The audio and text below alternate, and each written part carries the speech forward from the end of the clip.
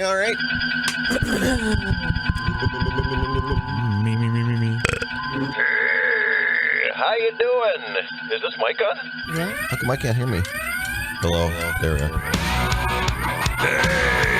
How you doing? It is the Trigger Warning Fun Time Show. My name is Scratch. I'm Jack. I'm the one and only Superfan Ozzy. And I'm a Babyface Nelson. Guten Tag. And I'm Burrito Supreme. This is number 12, and we are creatures of many interests, although we talk about movies an awful lot, so we thought it might be fun to start today's show out just talking about comic books or graphic novels or books that we happen to be reading. I know that Jack Spade's probably got numerous graphic novels going all at once. There are several, yes. Yeah. What are you reading these days? Actually just picked up the third volume of a book called Sex Criminals. I saw that over at Barnes & Noble, but I'm not really familiar with it. Really good. So it's basically about these two people that discover that when they orgasm, they literally stop time. Everything around them stops, and they just go into what one of the characters refers to as cum world. This was based off of an episode of Murder, She Wrote, if I'm not mistaken. Yep. Angela Lansbury wrote all about that. Angela Lansbury loves to cum. Gross. I don't think the podcast is going to get any better than that. Good day. But no, so eventually these two people find each other, and then they discover that obviously when they orgasm at the same time, the world around them completely stops, and then they decide to start robbing banks. No, that's a crazy premise. I don't think I've never heard anything like that. It's pretty intense. And then, of course, there's sex criminals, so there has to be sex police that also know what's going on. And it's very interesting, very entertaining. It is in discussion for a possible TV show. What? On what channel? You'd have to put that one on HBO. PBS. Yeah, PBS, yep, right after Sesame Street. Read no longer airs between on the PBS, lines. I guess. So HBO, right after Sesame Street airs. So there's sex police, like they're aware that this happens when certain people orgasm, or what? Yeah, so basically they've been at this a lot longer than our two main characters. Okay, so they have the same power. The exact same power, and basically, like one of the, it doesn't really spoil too much, but it goes into a little bit of the character. Like one of the sex police basically can make herself come just by doing Kegels. Okay. Ooh, So I'm they're familiar. So they're basically having, this woman is having a conversation with our two main characters, and then all of a sudden she's gone. And they're like, what the hell? Where did she go? And then, like, she just writes it. They meet at a diner, and she writes a note in ketchup on their table. Like, she's like, I've been at this a lot longer than you guys. So they're always on top, always on top of their goings on. Every time I have to, reach across the room for something, I always try to use the force, to get it to move before I actually move. Now, every time I orgasm, I'm going to try my hardest to stop time. All right. Who knows? It might happen. Yeah, I'll let you know. I'm only going to bring this up as a little side story just because it was unprecedented that Full Moon said they were going to do a sequel to this movie that came out in the early 90s called Virgin Hunters. Oh, they also changed the name and it came out as Test Tube Teens from the year 2000. But it starts off in the future and sex has been totally outlawed. It's been banned. And these two teenagers go back in time in a time machine and they go to this girls' school where Morgan Fairchild is this tough headmistress. She's the one who eventually outlaws sex. And they have to find her a man who's going to make her orgasm so she's not this old prude. And eventually, sex will not be illegal in their time. Well, now they just announced that there's this sequel that's coming out in October to that movie, 20, 30 years later. Again, I gotta say, it's another ripoff of a Murder, She Wrote episode. Hector Elizondo was on that one. And they actually have Morgan Fairchild in the sequel, so that blew me away. Ooh. Yeah. Do you have the entire Murder, She Wrote on DVD? I do. And, I love that it's on Netflix now, so I can take it with me to go. I also, no joke, have read all the Murder, She Wrote books that have come out. Plus, I saw the movie that was based in Ireland. It turned out to be just for TV, but because I think Angela Lansbury's super sexy. I am over the moon that she's going to be on Game of Thrones. I can't believe We're that. all That's crossing a dream come our true. fingers for nude Angela Lansbury. Oh, if they kill Angela Lansbury off, that's it. I'm done with that show. Even though it's the last season, I'm stopping right there, and I don't care. I don't care what happens to Westeros. What if you find out though that killing Angela Lansbury, that's like your trigger for an intense orgasm that will let you stop time? I don't think we should be playing God.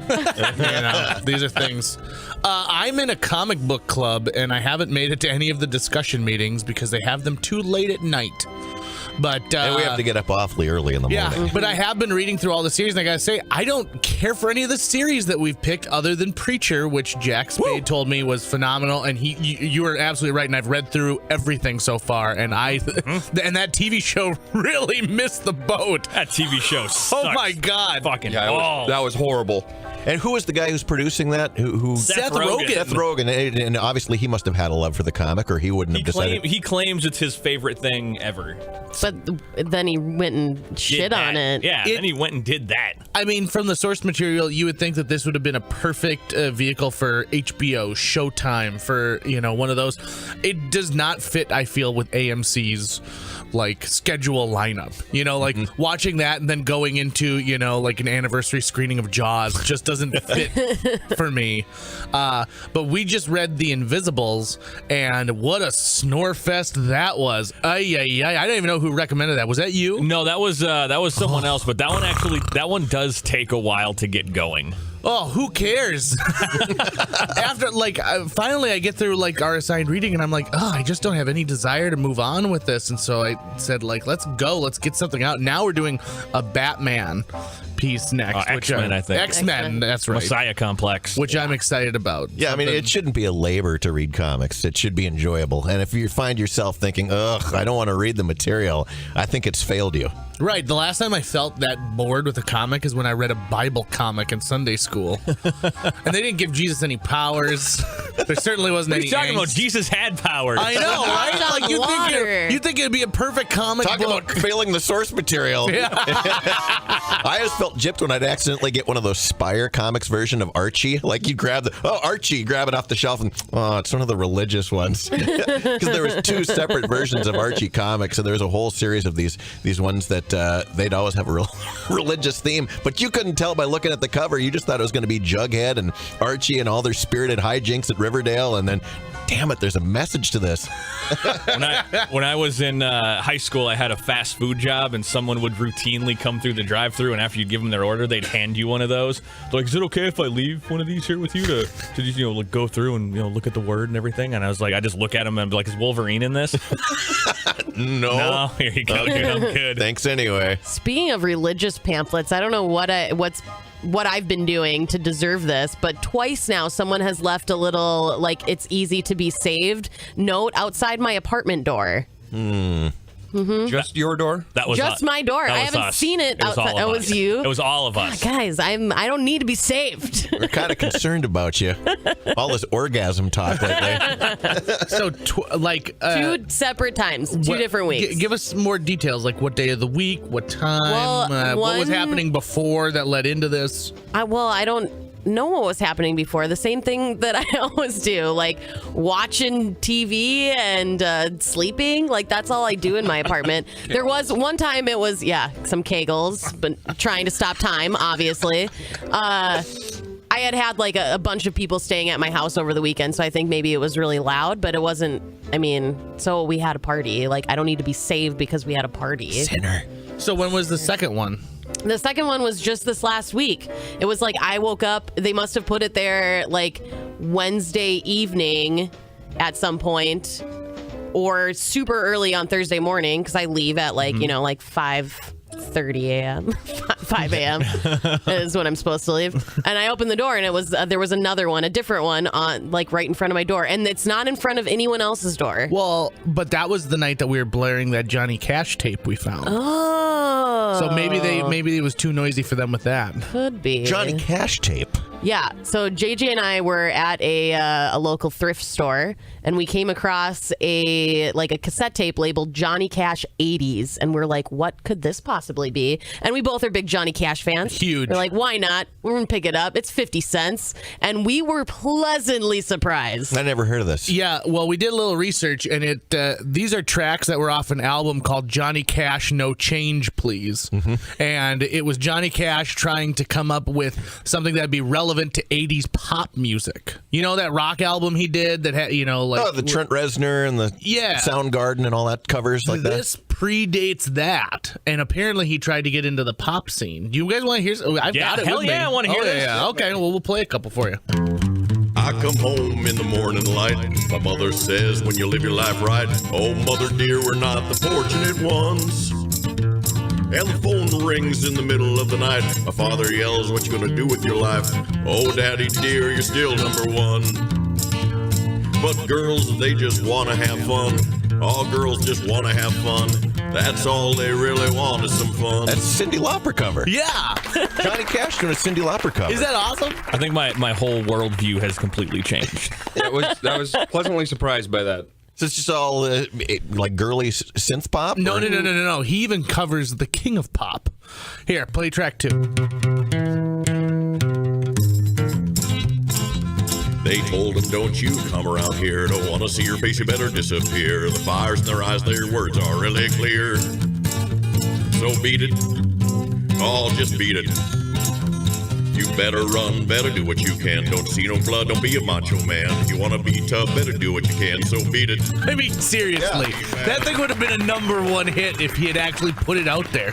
We found out that this album got buried completely because Phil Spector had worked on it as well, which I think it was an odd turn for Johnny Cash, but he was really trying to make something happen. Kind of make a comeback. Yeah, I can understand that. But he's credited on it as Philly Spector.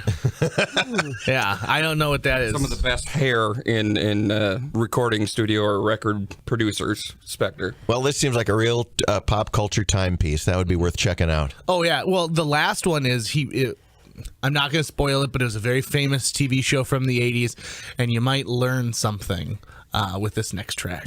There's a time you gotta show them. Now you're growing. Now you know the fact of life. The fact of life.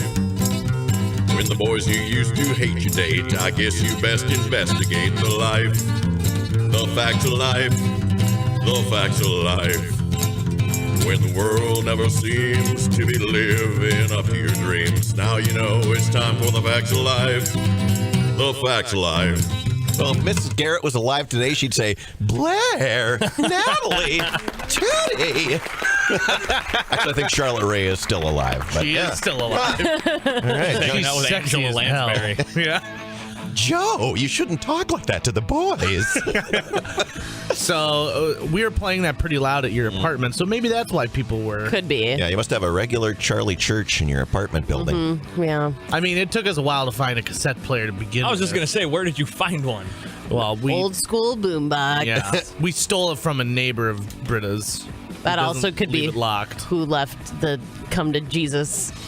You ever think that maybe Sorry. it was you actually perfected the Kegels and can stop time and go back in time, and you're trying to tell I'm yourself, I'm hey, trying to communicate shape with up. myself. Yeah. Some next level shit right Yeah, there. now that'd be a convoluted Because comic it is book just story your there. apartment that is getting it. It's true. It's very true. Maybe I have learned how to stop time, but it's dangerous. I'm trying to tell myself to quit doing it. Have you guys ever run into your doppelganger? Have you? There's an old legend that says if you run into the person who looks exactly like you, one of you has to die.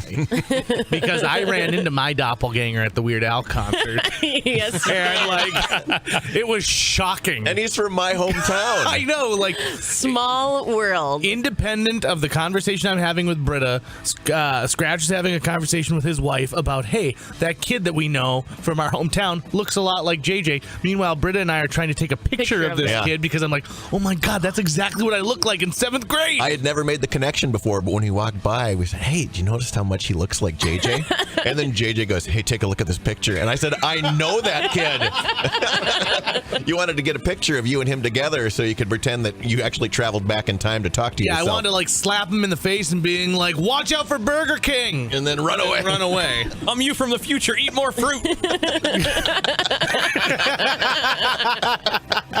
Diabetes 3 sucks. So have you been reading anything other than religious pamphlets? Mostly just the religious pamphlets. I read through Harry Potter and the Cursed Child, which isn't obviously a comic, but a delightful book nonetheless, because I'm a huge Harry Potter fan.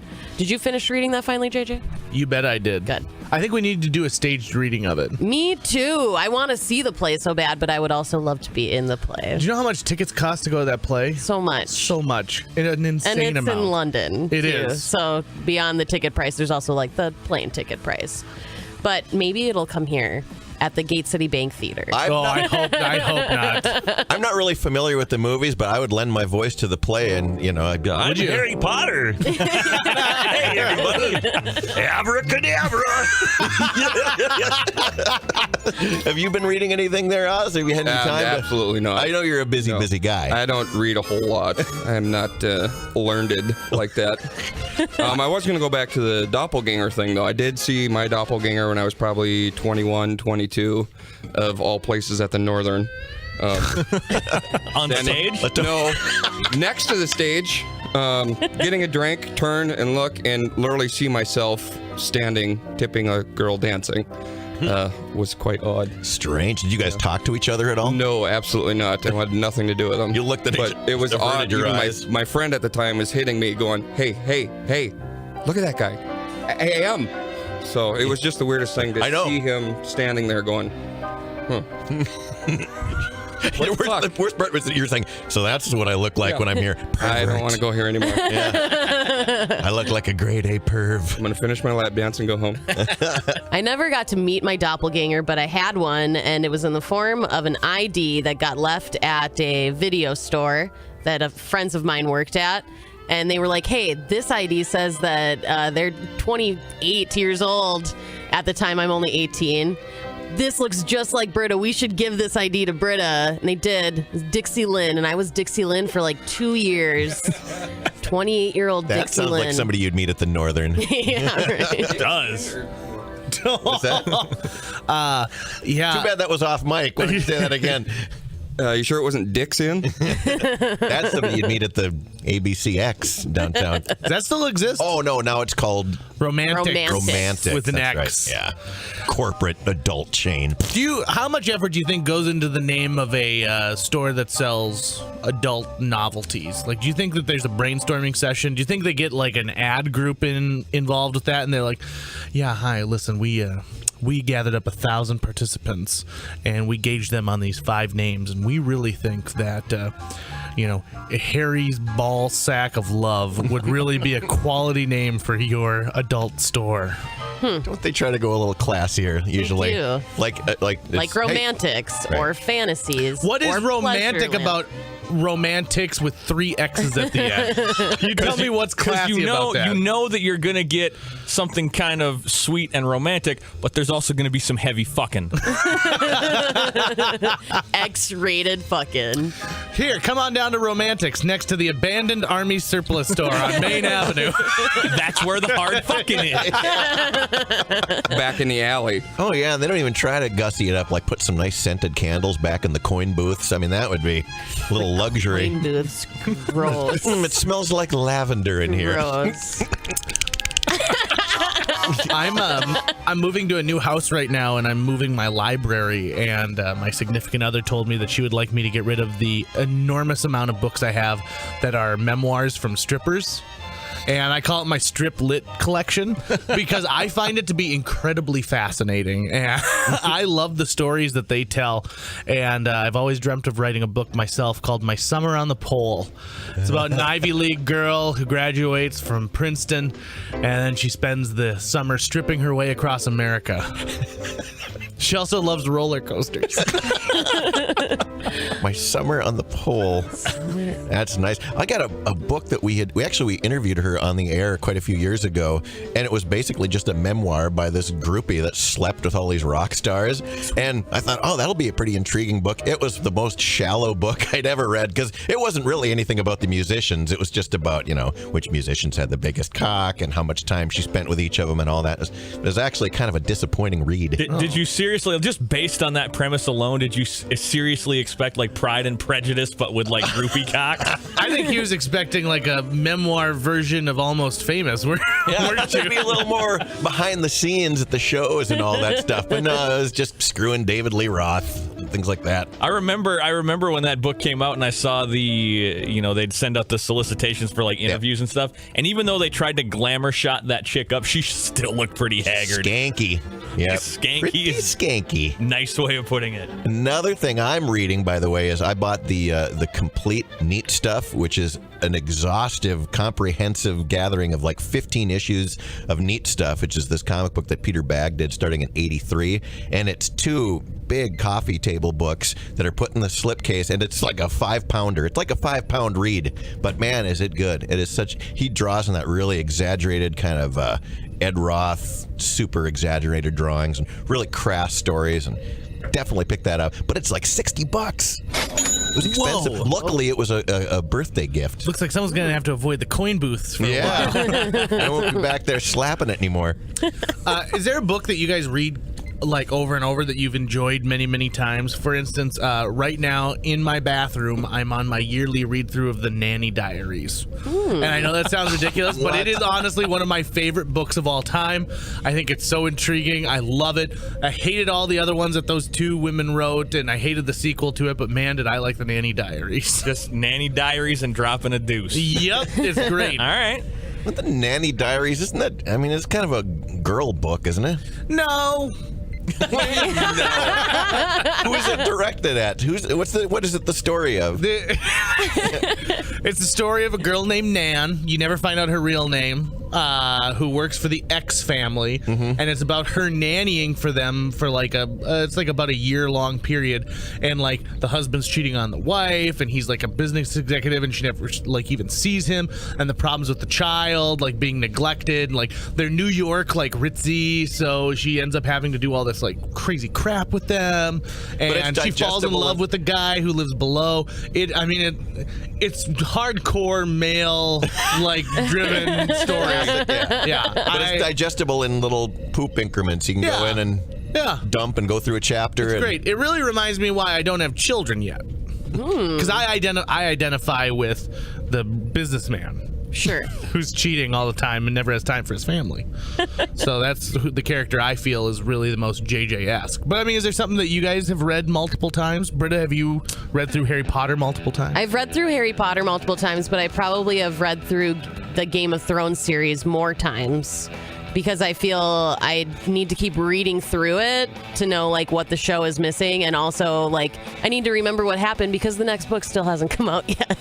So I reread that all the time. I also reread like my favorite comics, Batman the Killing Joke and Batman A Death in the Family. I've read those a billion times. No One Here Gets Out Alive, my Jim Morrison book. I read that thing till it's so dog-eared and worn out. I read that when I was really into the Doors. I read that book a lot. And then also a couple of Hunter S. Thompson books I have, like Fear and Loathing in Las Vegas. Read that one an awful lot in my 20s. I don't really read so much anymore. It's because your eyes are I going. like to look at pictures. Hard, yeah, hard. I like looking at pictures. I read Chuck Palahniuk books over and over. He's the guy that wrote Fight Club. I just read Choke. It's a good book. Yeah, it is. Horrible movie. Yeah, right. But a good book. Have you ever read Lullaby? I have not yet. You need to get on that. That one's great. I actually reread that one recently. It's the premise of that one is there's this African culling song that this ancient tribe in Africa would recite to the elderly and the dying, and it would basically like lull them to sleep, and they would pass away peacefully. But somehow this poem ends up in a children's book. And so, like, there's this epidemic of kids just, like, dying all over the country. And there's one guy that knows about it, so he's on this, like, wacky adventure to try to get all the books and destroy them. It's pretty intense. Got anything to offer up? Absolutely not. Well, you were just telling me that you frequently read T-shirts. What T-shirts do you like to read over and over again? What the fuck has that got to do with anything? Usually when I'm brushing my teeth, staring in the mirror, read it backwards. That's a skill. Yeah. I mean, not anyone can just read stuff backwards. I like to read the back of, like, concert T-shirts to see if, like, that person actually went to the show or are they just, like, wearing the bullshit T-shirt. Actually had that happen to me. Probably about 2 weeks ago, I was at Taco Bell, and the guys, all of a sudden I kind of turn around and I see him dodging and weaving, and I'm like, were you just reading the back of my shirt? He's like, yeah, I was trying to see all the bands that were at the Moon Dance that year. He goes, "Could you do me a favor and move your hair out of the way so I could read the rest of it?" Yeah, hold on. Here you go. Are you done reading now? Yeah. May I Go take eat my order to the chalupa. table? You could have made it really uncomfortable and just moved your hair and then twerked on him. Back right into it. Yeah. Back it up, bitch. And with that, we wrap up another episode. Wow, episode 12, down the tubes, right down the shitter. That's it for the Trigger Warning Fun Time Show. I'm Scratch. I'm Jack. I'm Ozzy. Babyface Nelson. And I'm Burrito Supreme. Off to do some kegels.